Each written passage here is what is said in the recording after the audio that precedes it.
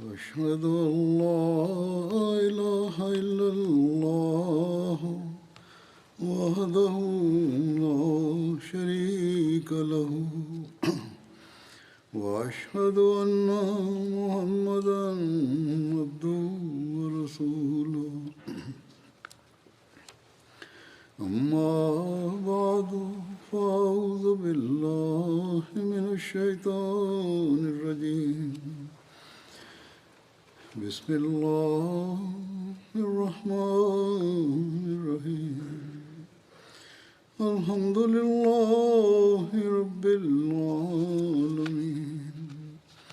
الرحمن الرحيم مالك يوم الدين إياك نعبد وإياك نستعين اهدنا الصراط المستقيم صراط الذين أنعمت عليهم غير المغضوب عليهم ولا الضالين.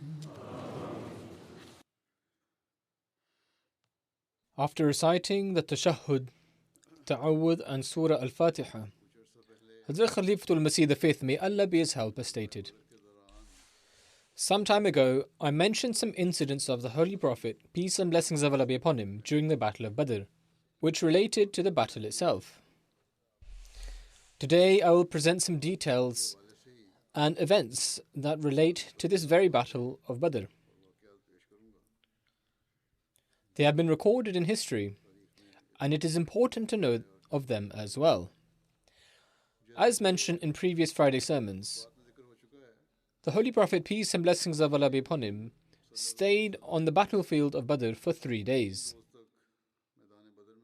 On the third day, he ordered to tighten the saddles of their riding animals, and from the battlefield of Badr, he sent off Hazrat Abdullah bin Rawaha, may Allah be pleased with him, and Hazrat Zayd bin Haritha, may Allah be pleased with him, towards Medina, with the glad tidings of victory at Badr. Following this, the Holy Prophet, peace and blessings of Allah be upon him, commenced his return to Medina as well.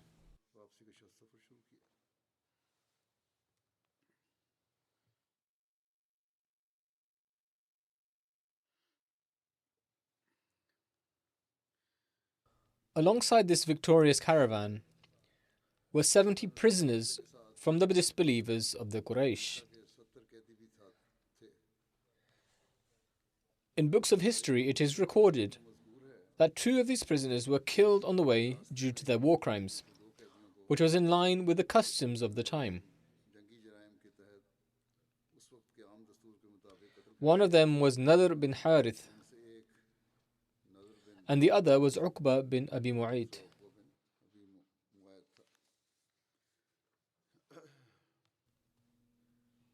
However, not every historian agrees with this event. Allama ibn Ishaq says that when the Holy Prophet, peace and blessings of Allah be upon him, reached Safra on his return from Badr, Nadr bin Harith was killed by Hazrat Ali, may Allah be pleased with him. In Sirah al-Halabiyya, it is mentioned that Nadr was in a state of imprisonment when he said to his companion, "By God, Muhammad is about to kill me," because he looked at me in a way that reflected death.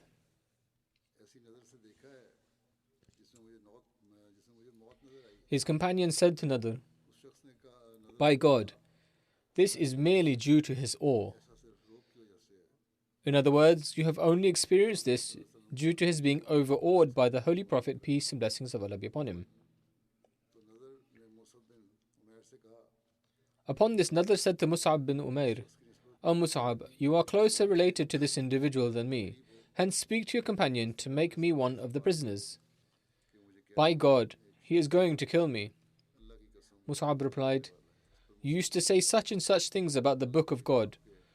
You used to say this and that about the Holy Prophet, peace and blessings of Allah be upon him. And you used to cause the companions of the Holy Prophet, peace and blessings of Allah be upon him, harm and distress. Hence, these things of the past are attached to you. And if you are going to be killed, then it will be for these crimes.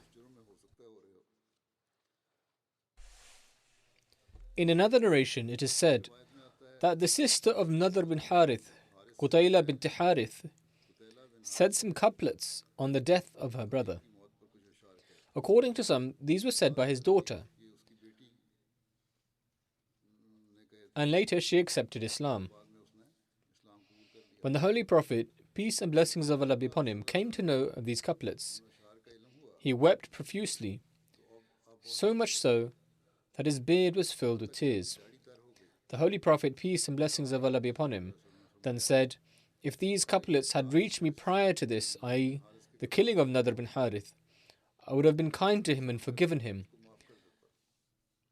However, some historians reject the narration of these verses of the Holy Prophet, peace and blessings of Allah be upon him, weeping upon hearing them.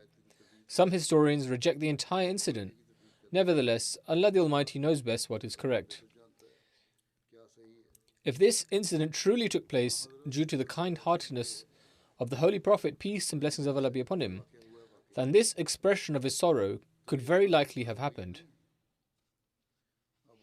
He was very kind-hearted, and his heart was filled with mercy.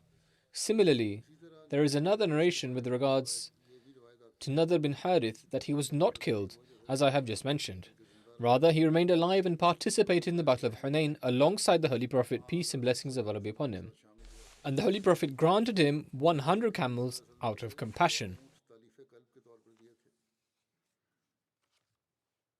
The mention we find in history of the second killing on the return from the battlefield of Badr is that of Uqba bin Abi Mu'ayt. He was killed on the way to Medina at Irkud Dhabiha. Hazrat Asim bin Thabit Ansari killed Uqba, and according to another narration, Hazrat Ali killed him. One author writes, Nadr bin Harith and Uqba bin Abi Mu'ayt were those who ignited a war against Islam and were the ringleaders of inflicting heaps of difficulties and harm on the Muslims. For this reason, they received this punishment. Nevertheless, the summary of both of these two being killed is that with regards to both of them, it cannot be said conclusively whether both prisoners were killed on the way or not. The reason for this is that there are some narrations that clearly state that Uqba bin Mu'ayt was killed on the battlefield of Badr. With regards to Nadr bin Harith, however, both narrations can be found of him being killed as well as those of him not being killed and remaining alive and accepting Islam on the occasion of the Battle of Hunayn. However, these narrations are considered somewhat weak. With regards to the killing of these two captives of Badr, Hazrat Mirza Bashir Ahmad Sahib, may Allah be pleased with him, says, among the chieftains of the Quraysh who are recorded to have been taken captive, some historians have mentioned the name of Uqba bin Abi Mu'ayt, and it is written that by the order of the Holy Prophet, peace and blessings of Allah be upon him, he was later killed in captivity. However, this is not correct. Narrations of a hadith and history very clearly mention that Uqba bin Abi Mu'ayt was killed in the field of battle. This happened during the battle and he was not held captive, and was among those chieftains of Makkah whose corpses were buried in a pit. Albeit, the execution of Nadr bin Harith is evident from many narrations. The reason for his execution was that he was among those people who were directly responsible for the death of those innocent Muslims who had been martyred at the hands of the Quraysh in Makkah. Furthermore, it is most probable that Nadr bin Harith was among those who had brutally martyred Harith bin Abi Hala, the stepson of the Holy Prophet, peace and blessings of Allah be upon him, in the early period of Islam. However, it is definite that except for Nadr, no other prisoner was executed, nor was it a practice to execute prisoners merely due to their being an enemy or fighting on behalf of the opposing side. Therefore, later on, a specific injunction was revealed in the Holy Quran with regards to this as well. Moreover, it should also be remembered that although many narrations have recorded the execution of Nadr bin Harith, there are also certain narrations which prove that he was not executed. Rather, he remained alive after Badr for a period of time and finally became a Muslim and joined the servants of the Holy Prophet, peace and blessings of Allah be upon him, at the occasion of the Ghazwa of Hunayn. However, these latter narrations have generally been deemed weak in comparison to the ones first mentioned. Wallahu alam, and Allah knows best. In any case, if there was any individual who was executed from among the prisoners, it was Nadr bin Harith who was executed as an act of retribution. In this respect, it is also narrated that after his execution, when the Holy Prophet, peace and blessings of Allah be upon him, heard the painful couplets of his sister, he said, "Had these couplets reached me earlier, I would have forgiven Nadr." In any case, except for Nadr, no other prisoner was executed. This is the conclusion Hazrat Mirza Bashir Ahmad Sahib, may Allah be pleased with him, came to from the books of history. During the Battle of Badr, 70 disbelievers were killed at the hands of the Muslims, including the most prominent chieftains of the polytheists, and 70 were taken into captivity by the Muslims. In relation to the number of captives, there are also records or narrations of there being 49 or 74. However, the most accepted and correct number of disbelievers held captive is 70. Various books of history mention there being 70. There is a narration of Sahih al-Bukhari which mentions that on the day of Badr, the Holy Prophet, peace and blessings of Allah be upon him, and his companions caused harm to 140 disbelievers, i.e. 70 were held captive and 70 were slain.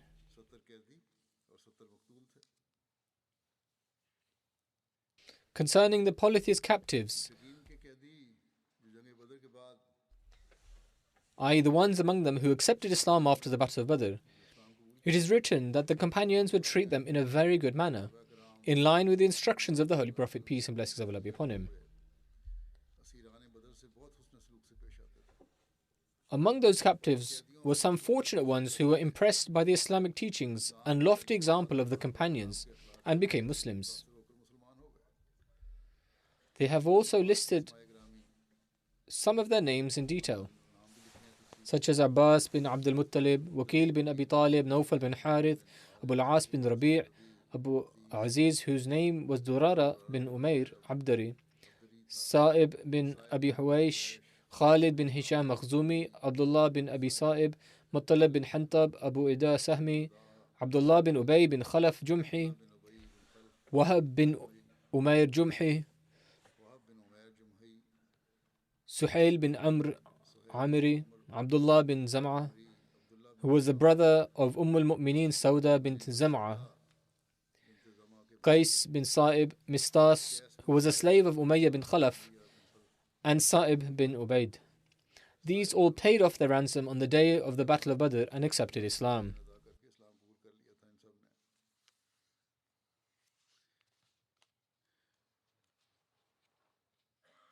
There is a link between the Battle of Badr and the victory of the Byzantine Empire.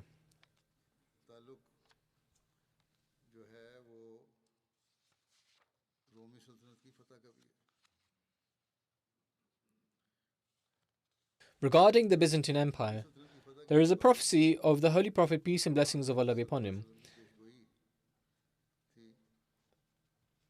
And as I mentioned, this is connected to the Battle of Badr as well. It is therefore appropriate to now mention this. Surah Ar-Rum was revealed in the 5th year of prophethood, in which there is the prophecy of the victory of the Byzantine Empire, or the Roman Empire. I shall mention the details of this. When Allah Almighty revealed the first verses of Surah Ar-Rum, Hazrat Abu Bakr Siddiq, may Allah be pleased with him, announced as he was reciting these verses in the outskirts of Makkah, Alif Lam Mim, غلبت الروم في أدنى الأرض وهم من بعد غلبهم سيغلبون في بضع سنين. That is, the Romans have been defeated in the land nearby, and they, after their defeat, will be victorious between 3 to 9 years. The polytheists of Mecca, it was in Mecca that these verses were revealed, wished for the Persians to overcome the Romans or the Byzantines because they were idolaters like them. The Persians or Iranians were idolaters and fire worshippers, and the people of Mecca were also idolaters. They desired for the Persians to be victorious, whereas the Muslims desired for the Romans to defeat the Persians. As they were the people of the book, they mentioned this to Hazrat Abu Bakr, may Allah be pleased with him, and he in turn mentioned this to the Holy Prophet, peace and blessings of Allah be upon him, who stated, "They shall surely be victorious," i.e. the Romans. Hazrat Abu Bakr, may Allah be pleased with him, told this to the idolaters. So they said, "Set a time between us, i.e. place a wager. If we are victorious, then this and that will happen. And if you are victorious, then this and that will happen in your favor." They set a period of 5 years. It was a 6-year period according to another narration. It is written in Sharh Sunan al-Tirmidhi, Tuhfatul Ahwazi, that the Muslims rejoiced on the day that the Romans defeated the Persians. And they learnt of this on the day of the Battle of Badr, when alongside this they were given the glad tidings of support against the idolaters at Badr by Gabriel, peace be upon him.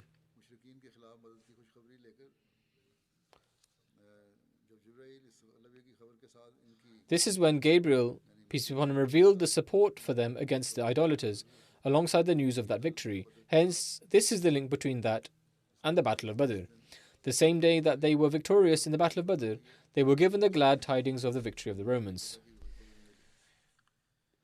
There is a narration of Sahih al-Bukhari, and in its commentary, Allama Badr ad-Din Aini writes, with regard to the prophecy of the victory of the Romans, when the Romans fought the Persians, the Muslims desired for the Romans to defeat the Persians, and they had support for them, seeing as they were the people of the book. The Muslims had compassion for the Romans, as they were the people of the book. Whereas the disbelievers of the Quraysh longed for the Persians to be victorious, for they were Magians or fire worshippers, and the disbelievers of Makkah were also idol worshippers. Thus, when the wager was placed between Hazrat Abu Bakr, may Allah be pleased with him, and Abu Jahl on this matter, the Holy Prophet, peace and blessings of Allah be upon him, stated, the word bid'un has been used and it signifies up to 9 or 7. So increase the period. He therefore did so accordingly. In the end, the Romans were victorious, and Allah the Almighty stated, Alif Lam Mim, غُلِبَتِ الرُّومِ في أدنى الأرض وهم من بعد غلبهم سيغلبون في بضع سنين لله الأمر من قبل ومن بعد ويومئذ يفرح المؤمنون بنصر الله.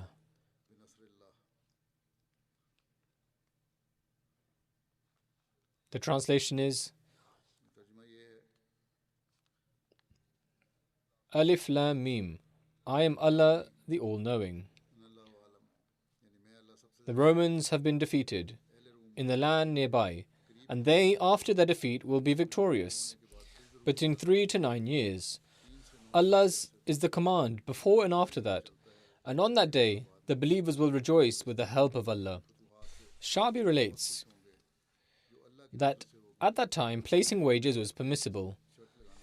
Among the incidents foretold by the Holy Prophet, peace and blessings of Allah be upon him, the prophecy about the fall of the Roman Empire was exceptionally clear and mighty.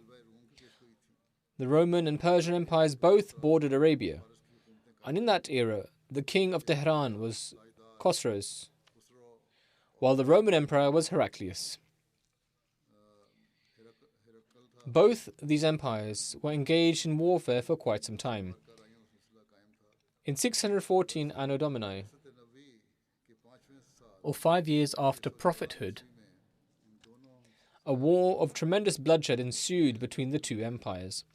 Although the two nations had not accepted Islam, the Romans were followers of Prophet Jesus and consequently among the people of the book, while the Persians held similar views to that of the Meccan polytheists. Thus, certainly the Muslims were sympathetic towards the Roman Christians, while the Meccan polytheists sided with the Persians. Owing to this, both the Muslims and the disbelievers of the Quraysh were eagerly awaiting the war's outcome. Both nations' borders met at the shores of the Tigris and Euphrates rivers. On the eastern front, the Roman Empire had spread throughout Asia Minor, Iraq, Syria, Palestine, and Egypt. The Persians attacked on two fronts. From one side, they advanced from the Tigris and Euphrates rivers and approached Syria. And from the direction of Asia Minor, they traveled from Azerbaijan to modern-day Anatolia via Armenia. From both these fronts, the Persians continued to push the Romans back until they were forced into the sea. From the Syrian front, the Persians snatched city after city from the Romans in that holy land. In 614 AD, the Persians seized control of Palestine and the holy cities of Jerusalem. Churches were demolished. Religious monuments were desecrated. And the Roman emperor's palace was decorated with 30,000 severed heads of the dead. People were killed and their severed heads were placed in the palace. The series of victories for the Persians continued to 616 AD, when they had conquered all of the Nile Valley, or in other words, the kingdom of Egypt, and finally reached the shores of Alexandria. From the other front, the Persians wreaked havoc throughout Asia Minor until they reached the walls of Constantinople. At the shores of the Bosphorus Strait, the victorious armies of Persia set up their encampment before the headquarters of the Roman Emperor. Now, instead of the Romans, the Persians occupied the vast territories of Iraq, Syria, Palestine, Egypt, and Asia Minor. Fire temples were constructed everywhere, and in place of Jesus, people were forced to worship fire and the sun. Upon witnessing the ruin of the Roman Empire, pockets of rebellion began to arise in the vast kingdom. There were insurrections even in Africa. Many European nations around Constantinople also became engulfed in killing and chaos. In short, the Roman Empire was falling apart. It was evident that due to the unfavorable outcome of the war, the Muslims were surely distressed as opposed to the disbelievers who rejoiced. They taunted the Muslims, saying, "Just as our brothers were victorious, we would also be victorious over you if you stand against us." The disbelievers said that they would prevail over the Muslims, as the outcome of the war suggested. The Romans at the time were in a very pitiful state, as we have observed. They had lost every inch of their territories in the east. Their treasuries were empty. Their armies were scattered, and their land was overcome by rebellion. Heraclius, the Roman emperor, was completely carefree, remiss, and delusional. Once a great ruler, was reduced to incompetence. The victorious Persian commander came to the gates of Constantinople and presented the following conditions for the Romans to comply. The Romans were required to surrender 1,000 talents of gold, 1,000 talents of silver. A talent is an ancient Greek unit of measurement equivalent to 23 kilograms today. 1,000 rolls of silk, 1,000 horses, and 1,000 virgin girls to the Persians. The Romans were in such a sorry state that they accepted these humiliating demands. Upon this, a Roman messenger went to the Persian emperor's court to reconcile the matter. And the arrogant Khosroes replied, saying, "I do not need these things. Surely you have agreed to these conditions. However, I desire for Heraclius to be chained up and brought beneath my throne." He wanted the Roman emperor to be brought beneath his throne. "I will not reconcile between us until the Roman emperor abandons his crucified God and bows before the sun in worship." he must turn away from Christianity. Thus, the writer wrote that these were the circumstances of the battlefield, and far away from this conflict, a Prince of Peace appeared on a lonely mountain in a dry and desolate land. He made a prophecy completely opposite of the world's events, which has been mentioned in the Holy Quran in the verses I will now recite. I have outlined these details to prove the true grandeur of this prophecy. As I recited earlier as well, this prophecy was Alif Lam Mim غلبت الروم في أدنى الأرض وهم من بعد غلبهم سيغلبون في بضع سنين لله الأمر من قبل ومن بعد ويومئذ يفرح المؤمنون بنصر الله ينصر من يشاء وهو العزيز الرحيم وعد الله لا يخلف الله وعده. That is, I am Allah the All-Knowing. The Romans have been defeated in the land nearby, and they, after the defeat, will be victorious within 3 to 9 years. Allah's is the command before and after that. And on that day, the believers will rejoice with the help of Allah. He helps whom He pleases, and He is the Mighty, the Merciful.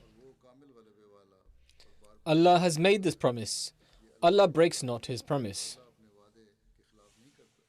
The one who wrote this prophecy states that according to events, this prophecy was far-fetched and unacceptable. The disbelievers had pledged to forfeit many of their camels should this prophecy be fulfilled. Now the Muslims and disbelievers eagerly awaited to see the turn of events. Ultimately, in a few years, the world witnessed an unexpected development.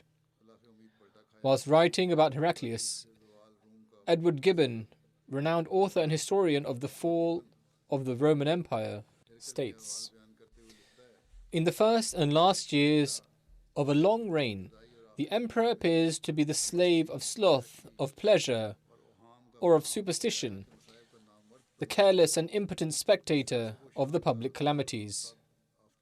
But the languid mists of the morning and evening are separated by the brightness of the meridian sun. In 621 CE, the Arcadius of the palace arose the Caesar of the camp, i.e. this very emperor, and the honor of Rome and Heraclius was gloriously retrieved by the exploits and trophies of 6 adventurous campaigns. The example that he has given is of Arcadius, who was a powerful Byzantine emperor, reigning from 408 BCE up until 378 BCE. Similarly, Caesar was also an earlier general of the army. Nonetheless, when Heraclius took his remaining army and set off from Constantinople, the masses knew that the world was beholding the last army of the mighty Byzantine emperor. But the prophecy of the unlettered Arabian prophet was fulfilled word for word. At exactly the time when the Muslims defeated the Quraysh at Badr, the Byzantines gained victory over the Persians. From among the eastern occupied areas, they reclaimed a city and pushed the Iranians from the banks of the Bosphorus and the Nile, all the way to the banks of the Euphrates and Tigris rivers. The truthfulness of this extraordinary prophecy astounded the world. Upon seeing it fulfilled, many people of the Quraysh became Muslim. And after 1200 years, Edward Gibbon, who was not a Muslim, is perplexed by the truthfulness of this incredible prophecy and accepts its authority. He says, sitting on the boundary of the 2 mighty Eastern empires, Muhammad, peace and blessings of Allah be upon him, pondered deeply on how to destroy both of them, and at ease worked on how to implement his plan.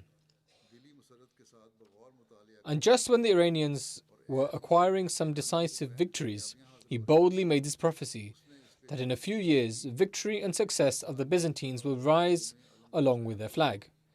At the time when this prediction is said to have been delivered, no prophecy could be more distant from its accomplishment. Since the first 12 years of Heraclius announced the approaching dissolution of the empire, the authors of Roman history have mentioned peculiar details in their explanation for this astonishing and revolutionary change in Heraclius' temperament. However, Gibbon is explaining, little did they know that far away from this brutal battle, a prophetic hand had been extended to assist the Byzantines, and the greatest factor for this incredible transformation and change was this spiritual effect. It is written in Mustadrak and Jami' Tirmidhi, Gibbon has quoted this himself, that when the Byzantine-Persian war began, the idolaters of Makkah supported the Persians because they too were idol worshippers. The Muslims sided with the Byzantines because they were the people of the book. At the time this prophecy was made, the Persians were crushing the Byzantines. As Abu Bakr exuberantly recounted this prophecy to all the idolaters, to which the idolaters said to set a time frame, Abu Bakr stipulated 5 years. When the Holy Prophet, peace and blessings of Allah be upon him, learnt of this, he said, Bid'un means a time frame of 3 to 9 years. Therefore, set a time limit close to 10 years. In line with this understanding, this prophecy was fulfilled in the 9th year. On the occasion of the Battle of Badr, the Byzantines gained victory.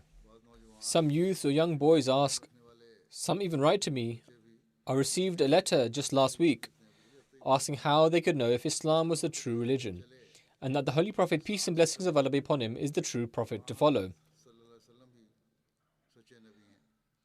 The society and environment here is affecting them and is causing them to have doubts about the truthfulness of Islam. They should accept this history and testimony of the non-Muslims.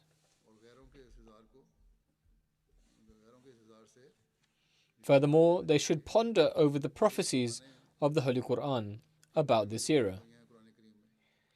Parents should read the Holy Quran and show their children how it is proof of the truthfulness of Islam. There are thousands of proofs of the truthfulness of Islam.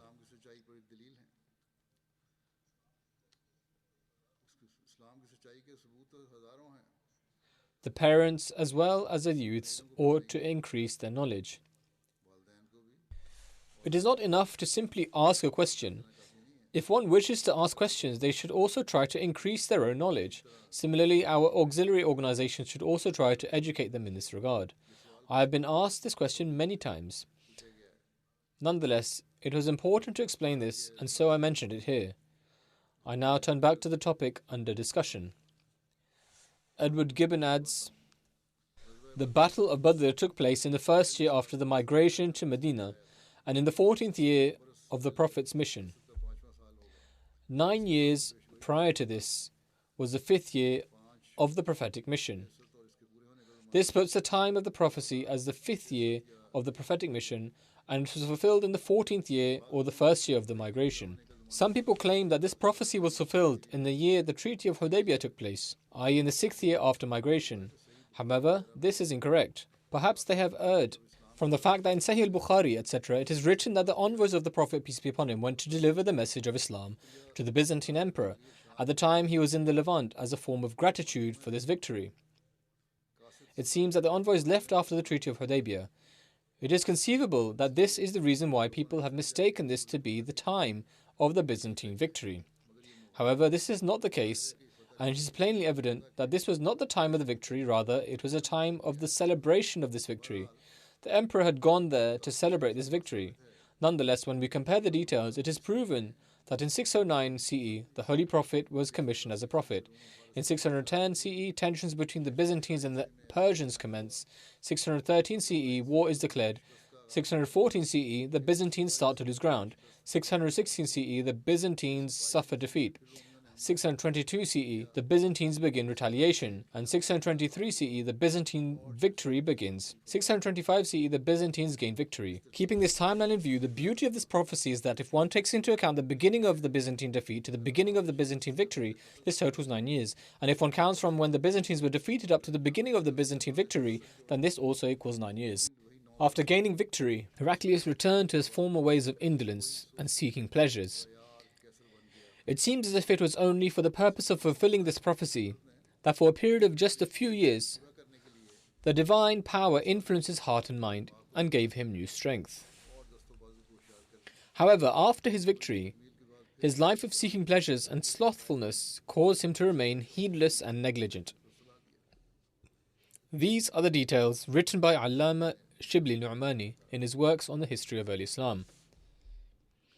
With regards to the differing opinions on the dates for the victory of the Roman Empire, Hazrat Mirza Bashir Ahmad Sahib, may Allah be pleased with him, has reconciled this by stating that the narrations which state that the victory of the Roman Empire took place in the era of the Treaty of Hudaybiyah are not contradictory, because in fact, the victory of the Roman Empire spans from the Battle of Badr to the Treaty of Hudaybiyah. In relation to this, Hazrat Muslim Maud, may Allah be pleased with him, states, while the Holy Prophet, peace and blessings of Allah be upon him, was still in Makkah, news arrived that the Persians had vanquished the Romans in battle. This occasioned great rejoicing among the Makkans, for the Persians were idolaters, just as they were. The Makkans took the victory of the Persians as a good omen, indicating their own ultimate triumph over the Holy Prophet, peace and blessings of Allah be upon him. On this occasion, the Holy Prophet, peace and blessings of Allah be upon him, received the revelation, Alif Lam Mim, غُلِبَتِ الرُّومِ في أدنى الأرض وهم من بعد غلبهم سيغلبون في بضع سنين, that the Romans had been vanquished in the neighboring land of Syria. But do not consider this to be the final outcome. Within 9 years of their defeat, the Romans would again be victorious. When this revelation was announced among the Meccans, they laughed and jeered at the Muslims. Some of them made a wager of 100 camels with Hazrat Abu Bakr, may Allah be pleased with him. They claimed that if even after such a defeat, the Byzantines were to gain any success, they would give him 100 camels. However, if this did not happen, then he would have to give them 100 camels. Events indicated that there was very little chance of the Romans defeating the Persians, as their defeat in Syria was followed by further victories of the Persians, and the Roman army was pushed back by stages to the shores of the Sea of Marmara. Constantinople was cut off from its eastern dominions, and the Roman Empire was reduced to the size of a small state. The word of God was, however, bound to be fulfilled, and was fulfilled. In their state of utter despondency, the Roman emperor himself set out from Constantinople, along with his troops, and met on the shores of Asia for a decisive battle. The Romans, though smaller in number and not so well equipped as the Persians, won a complete victory, as prophesied by the words of the Holy Quran, and the Persians were put to flight. They were forced to retreat into Persia, not finding any respite anywhere, and the Romans reoccupied the Asiatic and African possessions. The promised Messiah, peace be upon him, states, when Hazrat Abu Bakr Siddiq, may Allah be pleased with him, placed a bet with Abu Jahl about the prophecy of the Holy Quran, Alif Lam Mim, غُلِبَتِ الرُّومِ في أدنى الأرض وهم من بعد غلبهم سيغلبون في بضع سنين. A period of 3 years was stipulated. When the Holy Prophet, peace and blessings of Allah be upon him, came to know of this, upon pondering over the prophecy and owing to his foresight, he asked Hazrat Abu Bakr Siddiq, may Allah be pleased with him, to make an amendment to the details of the bet, stating that the word bid'i sinin had a broader meaning and often meant up to 9 years. The promised Messiah, peace be upon him, further states, during the era of the Holy Prophet, peace and blessings of Allah be upon him's life, the Persians were polytheists, and the emperor of the Roman Empire was a Christian and believed in one God. This was also a reason for the Muslims siding with them. The promised Messiah, peace be upon him, further states, the emperor of the Roman Empire was a Christian and believed in one God and did not believe Jesus, peace be upon him, to be the Son of God. Hence, when the status of Jesus, peace be upon him, was presented to him in light of the Holy Quran, he said, In my view, the status of Jesus is not any superior, even by an iota, than that which has been mentioned in the Quran. This testimony of his is also recorded in a hadith of Bukhari in which he states, I testify that these words are the same as those found in the Torah.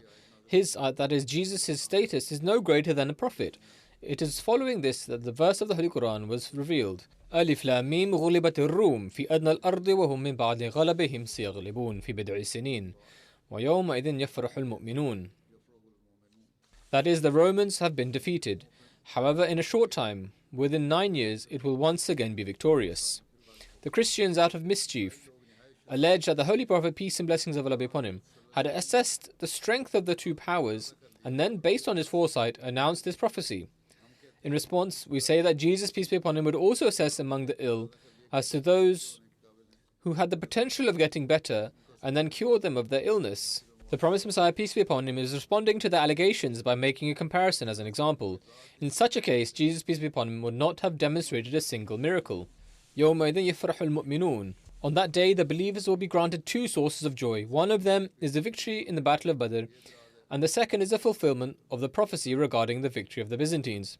If they allege that the Holy Prophet, peace and blessings of Allah be upon him, had assessed the situation from before, however, the circumstances surrounding the Battle of Badr were completely different, and yet the glad tidings of this victory were mentioned alongside this, the promised Messiah, peace be upon him, further states, the Holy Quran is filled with countless prophecies, such as the extraordinary prophecy regarding the Roman Emperor and Persian powers.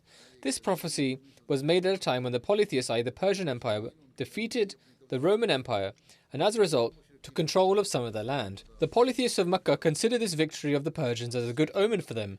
They believe that just like them, the Persians were also polytheists, and therefore they too would defeat their prophet, whose Sharia, a religious law, resembled that of the people of the book. It was then that God Almighty revealed this prophecy in the Holy Quran and declared that the Roman Empire shall ultimately become victorious. Since this prophecy was regarding the victory of the Roman Empire, hence this chapter was named as Surah Ar-Rum. Since the polytheists of Arabia took the victory of the Persian Empire as a sign of their own victory as well, God Almighty also stated in this prophecy that when the Roman Empire once again becomes victorious, the Muslims shall also gain victory over the polytheists. And so this is precisely what manifested, and the verse of the Holy Quran in relation to this is as follows: Alif Lam Mim Ghulibat Ar-Rum ألف لام ميم غلبت الروم في أدنى الأرض وهم من بعد غلبهم سيغلبون في بضع سنين لله الأمر من قبل ومن بعد ويومئذ يفرح المؤمنون. I am Allah the All-Knowing. The Romans have been defeated in the land nearby, and they, after their defeat, will be victorious after a period of 3 to 9 years. And on that day, the believers will rejoice. This is exactly what happened, and within the stipulated period of 3 to 9 years, the Roman Empire once again gained victory over the Persians. On the same day, the Muslims also gained victory over the polytheists, as this was the day of the Battle of Badr, in which the followers of Islam were granted victory. The promised Messiah, peace be upon him, further states, ponder as to how astonishing and magnificent this prophecy was. This prophecy was announced at a time when the Muslims were in a state of great danger, owing to their very weak and frail condition, and had no wealth nor any power. In view of their condition, the enemy would claim that they would be destroyed very quickly. Moreover, a time period was also stipulated in this prophecy, and by stating يَوْمَئِذٍ يَفْرَحُ الْمُؤْمِنُونَ, it is also mentioned that this prophecy had two aspects, which is that the day the Roman Empire gains victory over the Persians, the Muslims shall also be granted success and become joyous. Just as was mentioned in the prophecy, it was indeed fulfilled at the day of Badr. And just as the Roman Empire gained victory, so too did the Muslims. This series of incidents from the life of the Holy Prophet, peace and blessings of Allah be upon him, will continue, God willing. I will mention the rest in the future. After the Friday prayer, I will also lead a funeral prayer in absentia, which is of respected Firas Ali Abdul Wahid from the UK. According to the decree of God, he recently passed away at the age of 47. Inna lillahi wa inna ilayhi raji'un. Surely to Allah we belong, and to him shall we return. He was originally from Iraq and entered the fold of the community in 2012, when he pledged allegiance. He is survived by his wife and daughter. He had committed the Holy Quran to memory when he was a child. As he grew older, he developed extremist ideologies in faith, thus becoming among the extremist Muslims. He even sold his television, saying that it was haram, i.e. forbidden, to watch it. He also ripped apart all the pictures in the home, saying that those were haram as well. He himself was a good artist. However, having obtained religious knowledge from some cleric, he became completely fanatical and abstained from any type of images. But then he developed doubts as to whether he was right or even if Islam was true. He was friends with a Christian class fellow and after some time became influenced by him. Since he had been unable to dispel his doubts or find answers to his questions about Islam, he became a Christian. However, with the passage of time, he became impassioned with love for the Holy Prophet, peace and blessings of Allah be upon him, once again, and he reverted to Islam.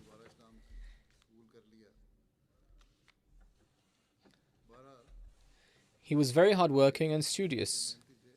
He obtained a degree from the University of Basra in his College of Business Administration and Economics. He had a passion for learning languages, as a result of which he became fluent in English and learned French, Spanish, German, and also Russian to some degree. In 2009, he moved here to the UK with his wife. And it was here that Allah the Almighty bestowed him with a daughter. Upon arriving in the UK, Firas Sahib happened to come across MTA Al Arabiya, from where he started receiving the answers to his questions. Ultimately, the truthfulness of the promised Messiah, peace be upon him, took root in his heart to such an extent that he would often sing the Arabic poetry written by the promised Messiah, peace be upon him, in honor of the Holy Prophet, peace and blessings of Allah be upon him. It was during this time that he saw the fourth Caliph, may Allah have mercy on him, in a dream, delivering a sermon in a large white mosque, and light was emanating from his blessed countenance. Then he saw a beautiful youth who, like a news reporter,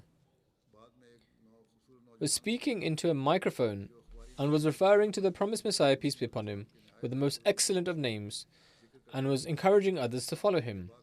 Upon this, in 2012, he pledged allegiance.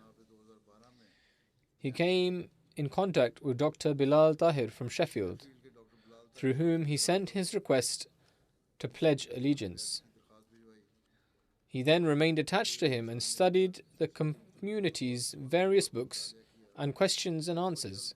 Very soon he began propagating the community's views and beliefs, defending against allegations and presenting intellectual refutations in favor of the community. Yazan Rababa from Jordan writes, Brother Firas Abdul Wahid was a very good Ahmadi. He would study the community's books. He would respond to the community's opponents and apostates. He was a true defender of Islam Ahmadiyyat.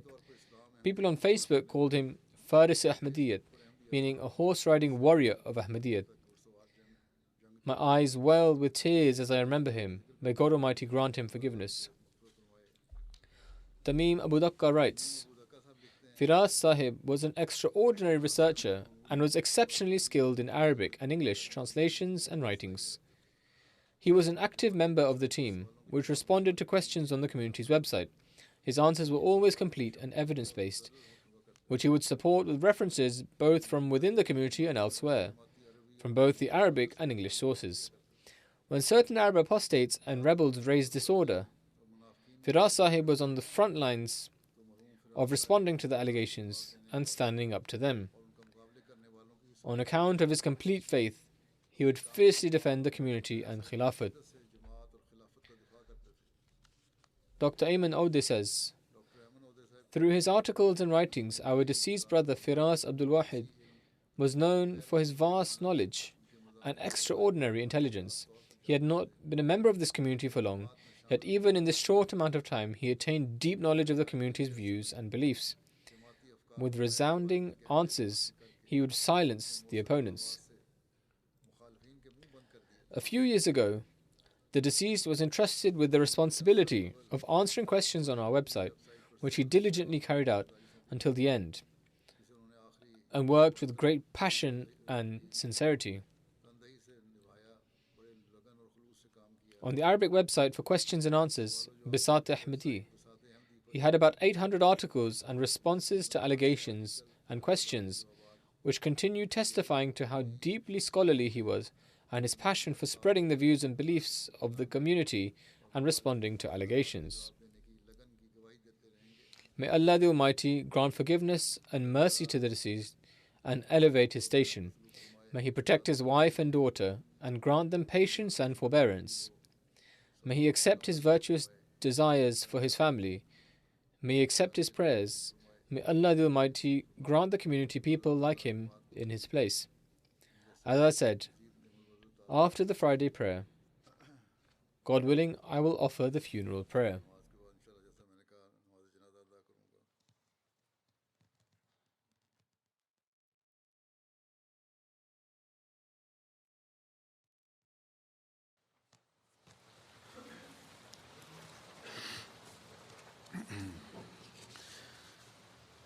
الحمد لله الحمد لله نحمده ونستعينه ونستغفره ونؤمن به ونتوكل عليه ونعوذ بالله من شرور أنفسنا ومن سيئات أعمالنا من يهده الله فلا مضل له ومن يضلل فلا هادي له ونشهد أن لا إله إلا الله ونشهد أن محمدا عبده ورسوله عباد الله رحمكم الله إن الله يأمر بالعدل والإحسان وإيتاء ذي القربى وينهى عن الفحشاء والمنكر والبغي يعظكم لعلكم تذكرون اذكروا الله يذكركم وادعوه يستجب لكم ولذكر الله أكبر